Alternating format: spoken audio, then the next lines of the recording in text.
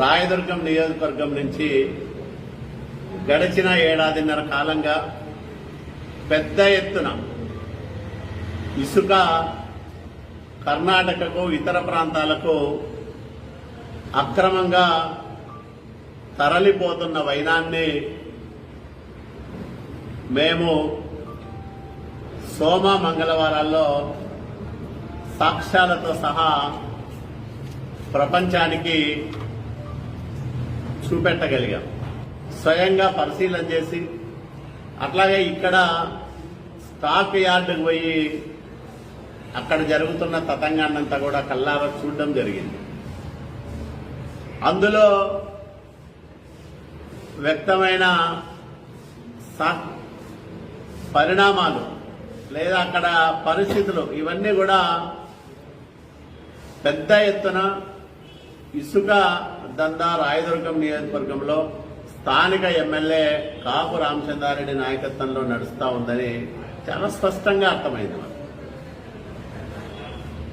అవే కాకుండా రచ్చుమర్రి ఇసుక రీచ్ మంగళవారం అక్కడి నుంచి దాదాపు 10 కిలోమీటర్ల పాదయాత్ర పెడితే మేము కూడా ఊహించలే. ఇసుక దోపిడీపై ఇసుకేస్తే రాలనంత జనం వచ్చారు. అంటే ఈ రామచంద్రారెడ్డి ఇసుక దోపిడీ పైన ప్రజల్లో ఎంత ఆగ్రహం ఉందో, ఎంత వ్యతిరేకత ఉందో రచ్చుమర్రి రీచ్ నుంచి కనేకల్లు దాకా సాగిన మా పాదయాత్రకు వచ్చిన ప్రజాస్పందనే ప్రత్యక్ష సాక్ష్యం. అంతకంటే సాక్ష్యం ఏం అవసరం లే. ఎందుకంటే మాకు అధికారం లేదు, మా వల్ల ఏవో పనులు జరుగుతాయనే ఆశా భావన ప్రజలకు ఉండదు. కానీ మాతో కలిసి 10 కిలోమీటర్లు నడిచారంటే, మాతో కలిసి ఈ ఇసుక దోపిడీని గట్టిగా నిలదీశారంటే, ఈ ఇసుక దోపిడీ పైన కాపు రామచంద్రారెడ్డి సాగిస్తున్న ఈ దందా పైన ప్రజల్లో ఎంత వ్యతిరేకత ఉందో మనం ఊహించవచ్చు. దాన్ని చూసి కాపు రామచంద్రారెడ్డికి కడుపు మండితే నేనేం చేయాల? అతను ఆ దందా మానుకోవాలి.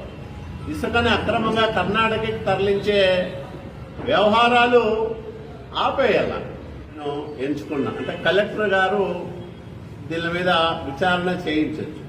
ఎందుకంటే అన్ని డిపార్ట్మెంట్లు ఆయన పర్యవేక్షణలో పనిచేస్తాయి కాబట్టి, మైన్స్ అండ్ జియాలజీ, అట్లాగే ఈ సెబ్బు అధికారులు, అట్లాగే వీళ్ళు మన రెవెన్యూ వాళ్ళు, వీళ్ళందరూ కలిసి ఉమ్మడిగా విజిలెన్స్ వాళ్ళు అందరూ కలిసి ఉమ్మడిగా విచారణ చేస్తే నమ్మలేని నిజాలు బయటకు వస్తాయి చాలా. దానికోసమనే నేను కొన్ని వివరాలే కూర్చొని సరదాగా మాట్లాడుకుంటా అంటే మా వాళ్ళు కొన్ని విషయాలు చెప్తే దాన్ని పేపర్ మీద పెట్టి కలెక్టర్ గారికి పంపించాం. అంటే ఆ వివరాలు ఊరికే మేము ఏదో ఆషామాషిగా రాయలేదు, తగిన సాక్ష్యాలు పెట్టుకొని మా దగ్గర కొన్ని వీడియో క్లిప్పింగ్లు ఉన్నాయి, అట్లాగే ఆ ట్రాక్టర్ల నంబర్లు ఉన్నాయి, లారీల నంబర్లు ఉన్నాయి. ఇవన్నీ ఒక నిష్పక్షపాతంగా విచారణ జరిపిస్తే, ఒక నిజాయితీ గల ఉన్నతాధికారి పర్యవేక్షణలో విచారణ జరిగితే, తెలుగుదేశం పార్టీగా ఒక బాధ్యతాయుతమైన ప్రతిపక్ష పార్టీకి సంబంధించిన వ్యక్తులుగా ఆ వివరాలన్నీ కూడా మా దగ్గర ఉండేటువంటి మేము ఇస్తాం. ఎప్పుడైతే 6వ తేదీ అనుకుంటా సెప్టెంబర్ 6వ తేదీ గత సంవత్సరం కనేకల్ క్రాస్లో 3 టిప్పర్లని మా వాళ్ళు పోలీసులకు పట్టించారు. అట్లాగే 9 టిప్పర్లు గుండపల్లి కాశీపురం సమీపంలో నదిలోనే దొరికాయి, ఇసుక లోళ్లతోనే.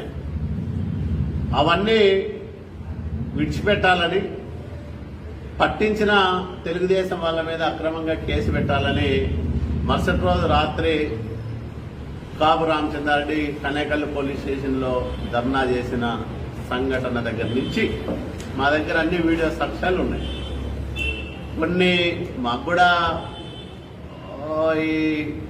కొన్ని అడ్డొస్తుంటాయి కాబట్టి ఎందుకులే మరి మనం అంత పర్సనల్గా పోవాలని వాటినన్నింటినీ బయట పెట్టలే. కానీ ఇతను రెచ్చిపోతా ఉన్నాడు, నా మీద సవాల్ చేస్తాను. నేను అధికారంలో లేను, ప్రతిపక్షంలో ఉన్నా.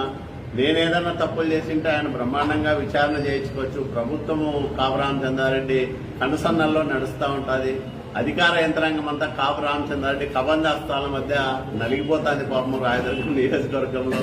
మరి ఇన్ని అవకాశాలుండి అధికారాలుండి నన్ను విచారణకి డిమాండ్ చేసి నన్ను లేఖ రాయమన్నాడంటే మరి అతని విజ్ఞతకే వదిలేస్తా, అయితే లేఖ రాస్తా. కాపు రామచంద్రారెడ్డి మాట వైసీపీ నాయకులు కార్యకర్తలు వింటారో కానీ ఆయన సవాల్ను నేనైతే స్వీకరిస్తున్నా, లేఖ రాస్తున్నా. ఆ లేఖ కూడా మీ అందరికీ ఇస్తా. దాన్ని ఎవరైనా మిత్రులు పెద్ద మనసు చేసుకుని కాపు రామచంద్రారెడ్డి గారికి కూడా ఇస్తే, ఆయన నాకు కూడా ఇస్తే నేను అంతా చేపిస్తాను అన్నాడు కాబట్టి ఆయనకు కూడా నేను ఒకటి పంపించి దీని మీద సమగ్రమైన విచారణ జరిగితే ఎవరు ఈ దందా చేస్తున్నారు. అసలు మీరు ఒకసారి ఆలోచన చేస్తే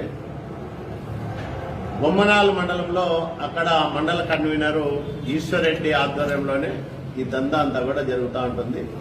ట్రాక్టర్లు సీజ్ చేస్తే అతని ఆధ్వర్యంలోనే పోయి పోలీస్ స్టేషన్ దగ్గర ధర్నా చేశారు. రైతులంతా తిట్టి మీకేం బుద్ధి లేదా, అధికార పార్టీలో ఉండి మీరు రోడ్ల మీదకి వస్తే మేము ఆకుకూరలు కాయగూరలన్నీ బయటకు వేసుకోవాలా, మీరు ఇట్లా రోడ్డు మీద బ్లాక్ చేస్తే ఎట్లా అని తిడితే అప్పుడు లోపలికి పోయినారు. అంటే ఫస్ట్ కాపు రామచంద్రారెడ్డి కనేకల్లు ధర్నాతో స్టార్ట్ చేశాడు. తర్వాత బొమ్మనాల మండలంలో వైసీపీ నాయకులే ధర్నా చేశారు, ఇసుక ట్రాక్టర్లను ఇడిచిపెట్టమని, సీజ్ చేసిన ఇసుక ట్రాక్టర్లని.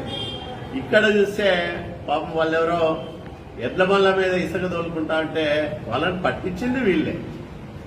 కాపు రామచంద్రారెడ్డి రాయదుర్గం వస్తే ఇంట్లో కంటే ఆర్ఎన్బి గెస్ట్ హౌస్ లోనే ఎక్కువ ఉంటాడు. ఆ సోఫా, కూర్చుండే సోఫా, ఉండే మంచం అవన్నీ నేనే పిచ్చిండేది, అది వేరే విషయం. కానీ ఆ ఆర్ఎన్బి గెస్ట్ హౌస్ లో కూర్చొని ఆఫీసర్లు పిలిచి ఎందుకు సీజ్ చేశారా ఏమైనా అడగచ్చు, లేదా ఫోన్ చేసి వాళ్ళతో మాట్లాడచ్చు. అతనే పట్టించి, అంటే సినిమాలో విలన్ లాగా లారీతో గుద్దించి చచ్చిపోతానే మళ్ళా దండేస్తారు, అట్లా అతనే పట్టించి మళ్ళా అతనే వాళ్ళ మధ్యలో కూర్చొని ధర్నా చేసి వాళ్ళందరినీ ఇడిపించినట్టు ఫోజులు కొట్టినాడు. అంటే ఒక ఎమ్మెల్యే, ఒక అధికార పార్టీలో విప్పుగా ఉండే వ్యక్తి తహసీల్దార్ ఆఫీస్ మెట్ల మీద కూర్చొని ధర్నా చేస్తే ఈ ప్రభుత్వ పరువును ఎవరు బజార్లో వేస్తున్నారు? మేమా అతను కాపు రామచంద్రారెడ్డి జగన్మోహన్ రెడ్డి ప్రభుత్వ పరువును రోడ్డు మీద తీసుకొచ్చాడు కదా. కాబట్టి ఇవన్నీ ఈ నాటకాలు, ఈ దందాలు, ఇవన్నీ సాక్ష్యాలతో సహా మేము నిరూపిస్తాం. ఊరికే ఏం మాట్లాడడం లేదు. యాడిపోతాయి ఇలా అవినీతి, ఇలా చిట్టాలన్నీ యాడిపోతాయిలే, రాసుకొని పెట్టుకుందాము, అవసరమైనప్పుడు తగిన చర్యలు తీసుకుందాంలని ఊరికే ఉన్నా నేను. అంటే నేను మాట్లాడలేదు కాబట్టి టేక్ ఇట్ గ్రాంటెడ్. ఏ ఒక్కటి వదిలిపెట్టాము, సమస్య లేదు. ప్రతి అవినీతి చిట్టా అంతా కూడా మా దగ్గర ఉంది. నేను దోపిడీ గురించి మాట్లాడుతున్నా, ఇసుక దందా గురించి మాట్లాడుతున్నా, అంతే తప్ప అభివృద్ధి పనుల్లో మీరు చేస్తున్న అక్రమాల గురించి, అభివృద్ధి పనుల్లో మీ వ్యవహారాల గురించి, మీ దందా గురించి నేను మాట్లాడలేదు ఇంతవరకు. ఎందుకు మాట్లాడలేదంటే మీరు నా మీద బ్లేమ్ వేస్తారని, నన్ను బ్లేమ్ చేస్తారు, నా మీద అవార్డాలు వేస్తారు, ప్రతిదానికి ఆరోపణలు చేస్తారని. అభివృద్ధి విషయంలో నేనేం ఆరోపణలు చేయలేదు. ఎందుకు చేయలేదు? తెలియకనా? కాబట్టి కాపు రామచంద్రారెడ్డికి ఒకటే డిమాండ్ చేస్తున్నా, ఎస్ నేను రెడీ, నువ్వు రెడీనా? విచారణ జరిపిద్దాం ఇసుక దందాల మీద.